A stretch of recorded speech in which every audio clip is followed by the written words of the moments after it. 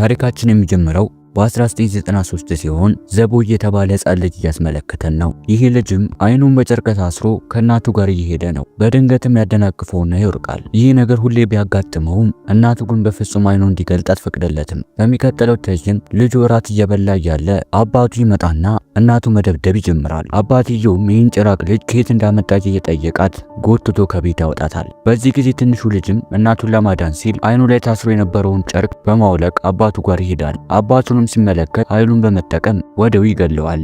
ኃይሉንም መቆጣጠር ባይችልም ነገር ግን እናቱን ያድናታል። እናቱን መታ እያለቀሰች ታቅፈዋለች። ልጁም ለብቻው እየሄደ ያለውን እምቅ ኃይልና የሰዎችን አእምሮ መቆጣጠር እንደሚችል ይረዳል። በቀጣዩም ትዕይንት ፊልሙ ከ20 ዓመታት በኋላ ይወስደንና ዘቦይ የተባለው ልጅ አድጎ እንመለከተዋለን። አሁን ላይ የሚተዳደረው ኃይሉን በመጠቀም እየዘረፈ ነው። ገበያም እየሄደ ሁሉም ሰዎች እንዲጠርቁ በማድረግ የሚፈልገውን ያህል ይዘርፋቸዋል። ዘርፉም እየወጣ እያለ ሁሉም ሰው ደርቆ ነገር ግን አንድ የዴሊቨሪ ሰራተኛ ባለመድረቁ ጥያቄ ፈጥሮበት ይደነግጣል። ይህም ሰው ሱቺ ሲባል እቃዎቹን አውርዶ ከጨረሰ በኋላ ወደ ጓደኞቹ የሆኑት አኪራ እና ጁን ይመጣሉ። ዘቦይም ጓደኞቹ ላይ ኃይሉ ሲጠቀም እነሱ ይደርቃሉ። ነገር ግን አሁንም ሱቺ ይንቀሳቀሳል። በዚህም የተበሳጨው ዘቦይ ሱቺ ላይ ኃይሉን ተጠቅሞ ሊገለው ይሞክራል። ወዲያውም ሱቺ ሲራመድ አንድ መኪና መጥቶ ይገጨዋል። በመቀጠልም ዘቦይ ወደ አፓርታማው ተመልሶ ሱቺ እንደሞተ ያስባል። ነገር ግን ከቆይታ በኋላ ሱቺ እንዳልሞተና ሆስፒታል ውስጥ ጓደኞቹ ሲጠይቁት እንመለከታለን። የሱቺ ጓደኛም ጁን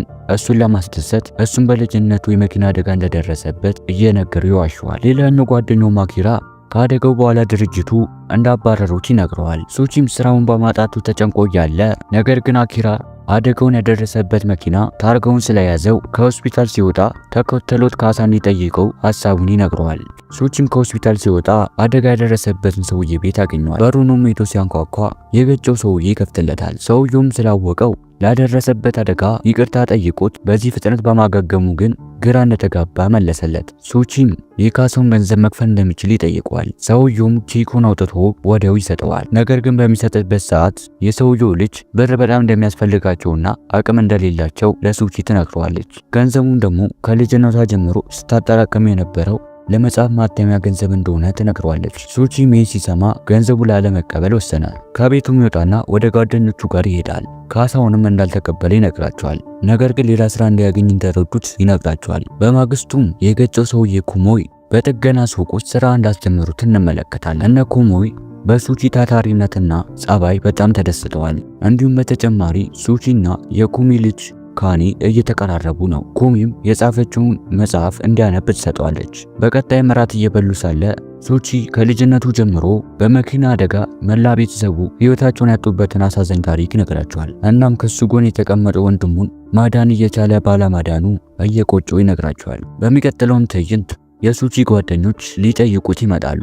ሱቺንም እያወሩት እያለ ደርቆ ይቆማሉ። ምክንያቱም በቦታው ላይ ዘቦይ ነበረ። ትንሽ ከፈዘዙም በኋላም መንቀሳቀስ ይጀምራሉ። በመቀጠልም ሱቺ ከአዲሱ ቤተሰቦቹ ጋር ያስተዋውቃቸዋል። በቀጣይም ኩሞይ ለአኪራ ታብሌት እንደመጠቀም እንደሚችለው ሲያሳየው ጁን ደግሞ ከሱቺ ጋር ስለ ካኔ እያወራና እየቀለደ እንመለከታለን። ሱቺም ካኔ እንደወደዳትና ለሱ እንደምትሆን ይነግረዋል። እያወሩም እያለ ዘቦይ ወደ ሱቅ ይገባና ሁሉንም ያደርጋቸዋል። ነገር ግን ሱቺ አሁንም እንደተንቀሳቀሰ ነው። ዘቦይም ጓደኞቹ ሊያጠቃ ሲል ሱቺ ያድናቸውና ከሱ ጋር መታገል ይጀምራል። በዚህ መሃል ግን ካኔ ትመጣና ሱቺን በጩቤ ትወገዋለች። ነገር ግን ሱቺ መታገሉን ቀጥሏል። ዘቦይም ኃይሉን ተጠቅሞ ካኔ አባቷን እንድትገል በመስኮት በኩል እንድትወረውሩ ያደርጋታል። ሱቺም ሊያድነው ይሞክራል። ነገር ግን ዘቦይ ከኋላው በአንድ መሳሪያ ይወጋውና ራሱን ያስተዋል። በመቀጠልም ዘቦይ የካኔን መጽሐፍ ይወስድና ከቤቱ ይወጣል። ሱቺና ጓደኞቹም የካኔን አባት ሆስፒታል ቢያደርሱትም ነገር ግን ከፍተኛ የደም መፍሰስ ስላጋጠመው ህይወቱ ሊያልፍ ቻለ። በመቀጠልም ሽምባቶ የተባለ ፖሊስ ሱቺን ስላደገው ጥያቄ እየጠየቁት ነው። ሱቺም ካኔ እንድትታሰር ስለማይፈልግ አባቷ ራሷን እንዳጠፋ ይነግራቸዋል። በመቀጠልም ሱቺ ዘቦይ የሚጠቀሙን ኃይል እንዲህ ሊያጠቃው እንዳልቻለ ማሰብ ይጀምራል። ትዕይንቱም ወደ ኋላ ይመለሰንና ሱቺ በህፃነቱ ቤተሰቦቹ የሞቱ ጊዜ ወንድሙን ባለማዳኑ የጥፋተኝነት ስሜት እየተሰማው እያለቀሰ እያለ ፖሊሱ ሽምባቶ ወደ ቤት ወስዶ እንደተንከባከቡ ያስታውሳል። በቀጣይም ሱቺ ወደ ሱቅ ይመለስና ካኔን ያጽናናታል። በመቀጠልም ወደ ጓዳ ሄዶ ታብሌቱ ሲመለከት በአጋጣሚ አኪራ ሳያውቅ ሲነካካ ካሜራ ላይ አድርጎት እንደነበረና ሁሉም ክስተት እንደተቀረጸ ይመለከታል። በመቀጠልም የተፈጠረውን እንዳለ ያሳያቸዋል። ያንንም እንደ ማስረጃ ሊጠቀሙበት ቢያስቡም ነገር ግን ካኔ አባቷ ስትወረውር ያሳያል። አኪራም ይህን ቦታ እንዴት መቁረጥ እንደሚችሉ ይጠይቀዋል። በዚህ ጊዜ ዘቦይ ይመጣና ከሱቺ ጋር መነጋገር ይጀምራሉ። ዘቦይም እንዴት እሱን ኃይል መቋቋም እንደቻለ እየጠየቀው ያለ ሁለት ስፖርተኛ ልጆችን ተቆጣጥሯቸው ሱቺን እንዲያጠቁት ያዛቸዋል። ሱቺን በፍጥነት ወደ ቤት ይገባና ጓደኞቹ እንዲያመልጡ ይነግራቸዋል። እነሱም በመስኮት ወጥተው እንዴት እንደሚያመልጡ እያሰቡ ያለ ሰዎቹ በሩን ሰብረው ይገባሉ። ሱቺንም ሊገሉ ሲሉ ሱቺም እንደምንም ዘቦይን በወንበር ፊቱን ይመታውና ትኩረቱን ይበትነዋል። በዚህ ጊዜም ልጆቹ ወደ ቀልባቸው ተመልሰው ሱቺን ይለቁታል። ዘቦይን በፍጥነት እየሸሸ ያለ ሱቺ ይከተለዋል እና እግሩ ላይ አካል ጉዳተኛ እንደሆነ ይረዳል። ዘቦይን በድጋሚ በቦታው ላይ የነበሩ 3 ሰዎችን ተቆጣጥሯቸው ሱቺን እንዲገሉት ያዛቸዋል። ሰዎችም ሱቺን ሊገሉ ሲሉ በቦታው ላይ አንድ መኪና ይመጣና የዘቦይ አይን ላይ አብርቶ ዘቦይ ትኩረቱ ሲያጣ ሰዎቹ ወደ ቀልባቸው ይመለሳሉ። በዚህም ሱቺ መትረፍ ሲችል ነገር ግን ዘቦይ በድጋሚ ሰዎቹን ይቆጣጠራቸዋል። በዚህ ጊዜ ሱቺ ዘቦይ ኃይሉን የሚጠቀሙ በአይኑ እንደሆነ ይረዳል። በመቀጠልም ሱቺ እየሰደበ ያናደዋል። ዘቦይም ከዚህ በፊት ምንም አይነት ጥቃት ፈጽሞ እንደማያውቅና ከሱ ጋር ምንም ችግር እንደሌለበት ይነግረውና ነገር ግን ከሱ ጋር መኖር ስለማይፈልግ ከዚህ ሀገር እንዲወጣ ይነግረዋል። ወዲያውም የሱቺ ስልክ ሲጠራ ዘቦይ ትኩረቱን ያጣል። ስልኩንም ሄዶ ሊረግጠው ሲል ሱቺ አጋጣሚውን ተጠቅሞ በፍጥነት ያጠቀዋል። ፊቱንም ሸፍኖ ወደ ፖሊስ ጣቢያ ይዞት ይሄዳል። ፖሊሷም ዘቦይን እያነጋገረችው የተቀረጹ ቪዲዮዎችን እያየች እየመረመረች ነው። ሆኖም ግን ዘቦይ ፖሊስ ጣቢያ ያሉትን ፖሊሶች ተቆጣጥሯቸው ሱቺ ላይ እንዲተኩሱ አደረጋቸው። ሱቺም እንደምንም ብሎ ከቦታው ይሸሻል። ነገር ግን ዘቦይ ተከትሎት ሄደና አንገቱን አንቆት ሊገለው ሲል ሱቺም እንደምንም ብሎ አንድ መብራት ያጠፋና ትኩረቱን ያጠፋዋል። ሱቺም በፍጥነት ወጥቶ ሲያመልጥ ዘቦይ በድጋሚ ይከተለውና የሱን ኃይል እንዲመቋቋም እንደቻለና ማን እንደሆነ ይጠይቀዋል። ከዛም በድጋሚ በቦታ የነበሩ ሰዎችን ይቆጣጠራቸውና ሱቺን እንዲያጠቁት አደረገ።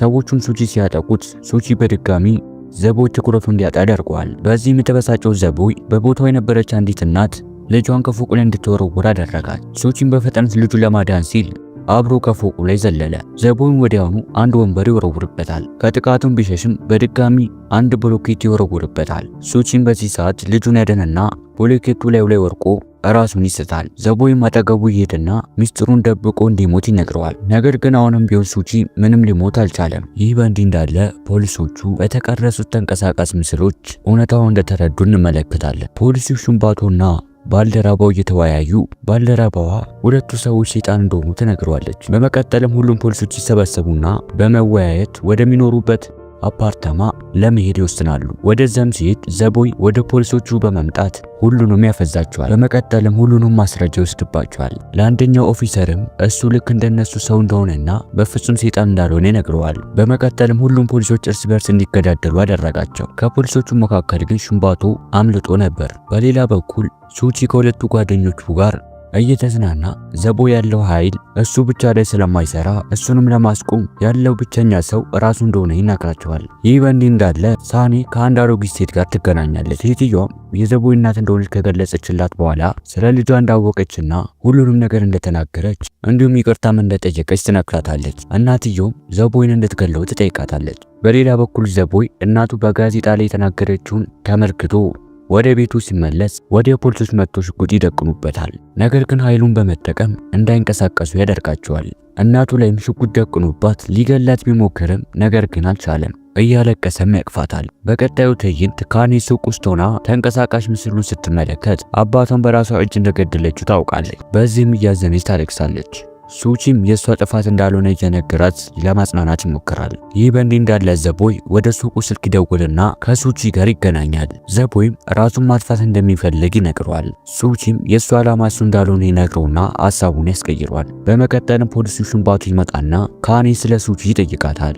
እሷም እንደሌለ ትነግረውና የዘቦይ እናት ማታ ላይ ራሷን እንዳጠፋች ትነግረዋለች። በመቀጠልም ለሱቺ ጓደኞች ይደውሉና አይተውት ከሆነ ይጠይቋቸዋል። ነገር ግን ሱቺ የሚደውልላቸውና ከዘቦይ ጋር ሊዋጋ እንደሆነ ይነግራቸዋል። በመቀጠልም ወደ መኪናው በመግባት ወደሱ መሄድ ይጀምራሉ። በቀጣይም ሱቺ አንድ ትልቅ የቲያትር አዳራሽ ውስጥ ገብቶ ዘቦይን ሲፈልግ ነገር ግን በቦታው የነበሩ ሰዎች ዘቦይ ተቆጣጥሯቸው ከፎቁ ላይ ራሳቸውን እንዲያጠፉ ያደርጋቸዋል። ከዛም ግን ሽምባቱ በጀርባ በር በመግባት ዘቦይ ላይ ሽጉጡን ደቀነበት። ሽምባቱ በዚህ ኃይሉ ዓለምን እንድታጠፋ አልፈቅድልህም በማለት ቃለውን መሳብ ይጀምራል። በተጨማሪም ሽምባቱ ሁለቱ ሰዎች ሰው ሊሆኑ እንደማይችሉ ማመን ይጀምራል። ታች የነበሩም ሱቺ ፎቁን በመውጣት ወደ እነሱ ይደርሳል። ነገር ግን ዘቦይ የተሰባበሩ መስታወቶች በቦታው ስለነበሩ በመስታወቱ አድርጎ ሽንቧቱን ይቆጣጠረዋል። ሽጉጡንም ሱቺሊ ይደቅናል። በመቀጠልም ራሱን እንዲያጠፋ ያዘውና ከፎቁ ላይ ዘለው ይሞታል። ሱቺሊ ያድነው ቢሞክርም አልቻለም። በአዳራሹም በርካታ ሬሳዎች ተሞልተዋል። ብዙ ሰውም ራሱን እየገደለ ከባድ ግርግር ተፈጥሯል። በቦታው ላይም ካኔ ተመጣና ዘቦይን የገዛ እናቱን እንደገደለ ትከሰዋለች። ዘቦይ ግን በፍጹም እናቱ እንዳልገደላት ይመልስላታል። ከዛም እሷን ሊቆጣጠራት ሲል ሱቺ ያጠቀዋል። ከዚያም በፍጥነት በቦታው ላይ የነበሩ ሰዎችን ተቆጣጥሯቸው እንዲያጠቁ ያዛቸዋል። ነገር ግን ሰውነቱ በጣም እየተዳከመ ነበር። ቦታውን በፖሊሶች ስለተከበበ ካኔን ይዟን ለመውጣት ይሞክራል። ነገር ግን ፖሊሶቹ መብራቱን በማጥፋት ኃይሉን አዳክመውት በፖሊሶች ይያዛል።